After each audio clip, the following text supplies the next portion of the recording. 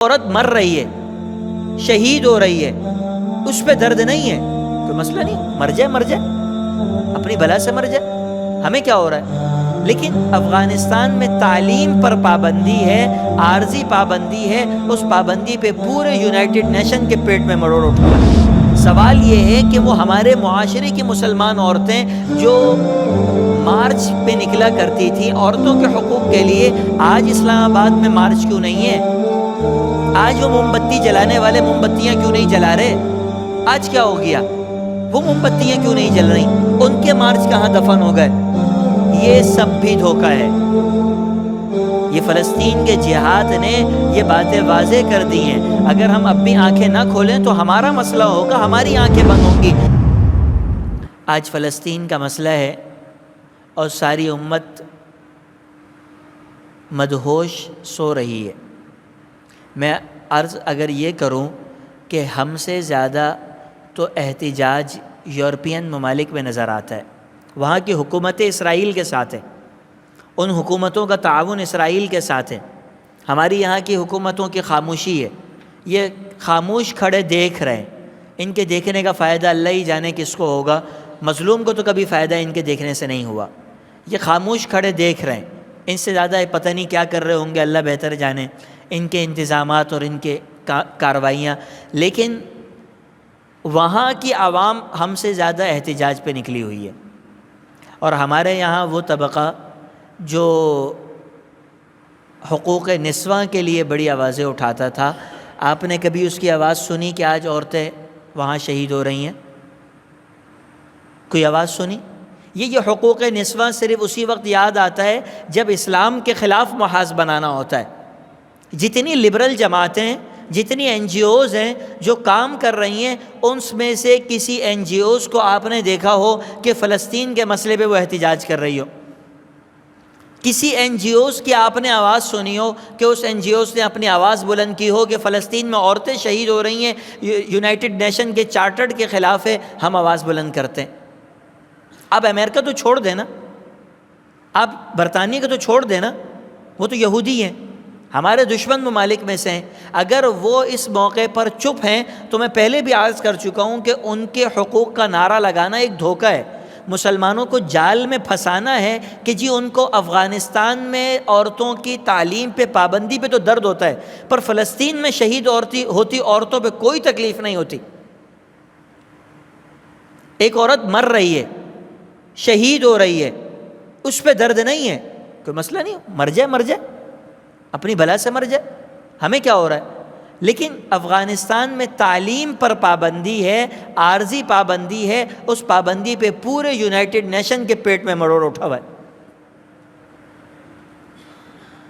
یہ ان کا تو واضح ہے کہ ان کے یہ صرف دھوکے ہیں، حقائق کچھ بھی نہیں ہیں۔ ان کو مسلمانوں کے کوئی اہمیت نہیں ہے، کوئی حیثیت نہیں ہے، وہ مسلمانوں کے لیے اتنے سے بھی حقوق کا روادار نہیں ہیں۔ سوال یہ ہے کہ وہ ہمارے معاشرے کی مسلمان عورتیں جو مارچ پہ نکلا کرتی تھیں عورتوں کے حقوق کے لیے، آج اسلام آباد میں مارچ کیوں نہیں ہے؟ آج وہ موم بتی جلانے والے موم بتیاں کیوں نہیں جلا رہے؟ آج کیا ہو گیا؟ وہ موم بتیاں کیوں نہیں جل رہی؟ ان کے مارچ کہاں دفن ہو گئے؟ یہ سب بھی دھوکہ ہے۔ یہ فلسطین کے جہاد نے یہ باتیں واضح کر دی ہیں۔ اگر ہم اپنی آنکھیں نہ کھولیں تو ہمارا مسئلہ ہوگا، ہماری آنکھیں بند ہوں گی۔ مگر یہ باتیں واضح ہیں کہ آج آپ نے دیکھا ہو کہ اسرائیل کے خلاف جہاد کے لیے، اعلان کے لیے، احتجاج کے لیے یہ عورتیں نکلی ہوں اور اعلان کیا ہو کہ اسرائیل ایک دہشت گرد ملک ہے، ہم اس کے خلاف احتجاج کرتے ہیں۔ مدارس میں اگر غلطی سے ایک بچے کو مار لگ جائے اور اس کی کمر پہ نشان پڑ جائے، اور یہ غلط ہے، نہیں ہونا چاہیے، اس میں دو رائے نہیں ہے کہ بچوں کو نہیں مارنا چاہیے، بالکل درست بات ہے، اصولی موقف ہے، ہم اسی موقف کی حمایت کرتے ہیں۔ اور اگر کوئی مار دے تو ہم کہتے ہیں غلط ہے، نہیں مارنا چاہیے۔ لیکن اگر کوئی غلطی سے مار دے تو پورے میڈیا کے اندر مروڑ اٹھا ہوا ہوتا ہے۔ آج کہاں ہیں فلسطین کے شہید ہوتے ہوئے بچے؟ اس سے زیادہ تو میڈیا میچ دکھا رہا ہے آپ کو، اس سے بڑی بےغیرتی اور بے شرمی کیا ہوگی ہمارے میڈیا کی؟ اس سے زیادہ تو آپ کو میچ کرکٹ، آپ کو کرکٹ ٹی وی پہ مل جائے گا، لیکن فلسطین کے شہید ہوتے ہوئے بچے نہیں ملیں گے۔ بہت معذرت کے ساتھ، بہت افسوس کے ساتھ، یہ درد دل ہے، یہ حقائق ہیں، ان کو سمجھنا ہوگا، ان چیزوں کی حقیقت کا ادراک کرنا ہوگا. ہم کب تک آنکھیں بند کر کے بیٹھے رہیں گے؟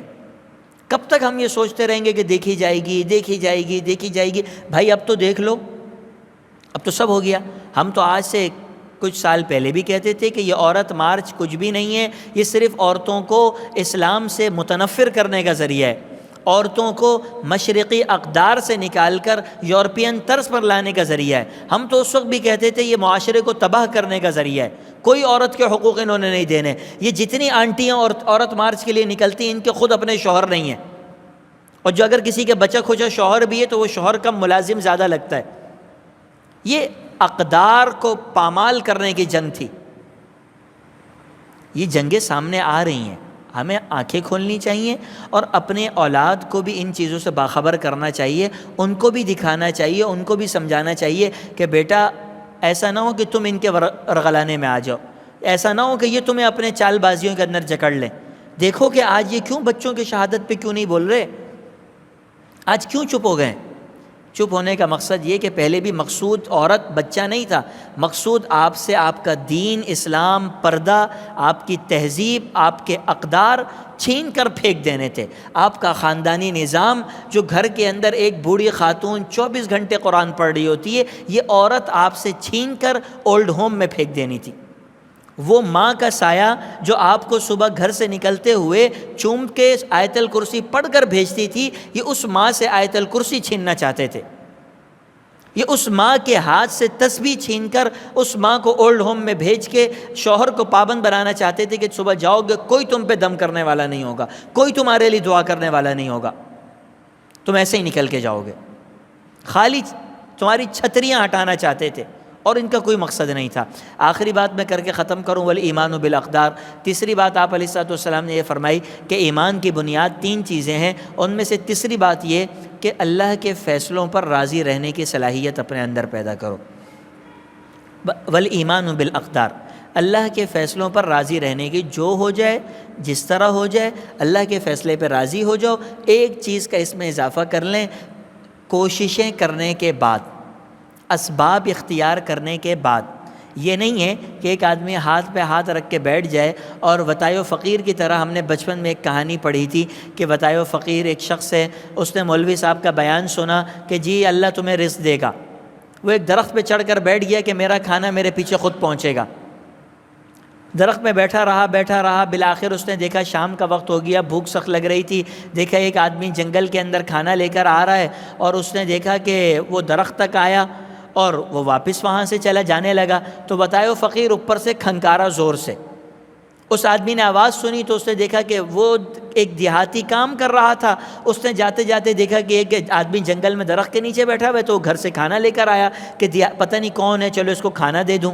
بتائے فقیر نے کھانا کھایا. کھانا کھانے کے بعد جب واپس مولوی صاحب کے پاس آیا تو کہنے لگا مولانا آپ کی بات تو صحیح تھی کہ تمہارا کھانا تمہارے تک پہنچے گا، مگر اتنا ضروری ہے کہ کھنکارنا پڑتا ہے، کھنکارے بغیر کھانا مجھ تک نہیں پہنچا.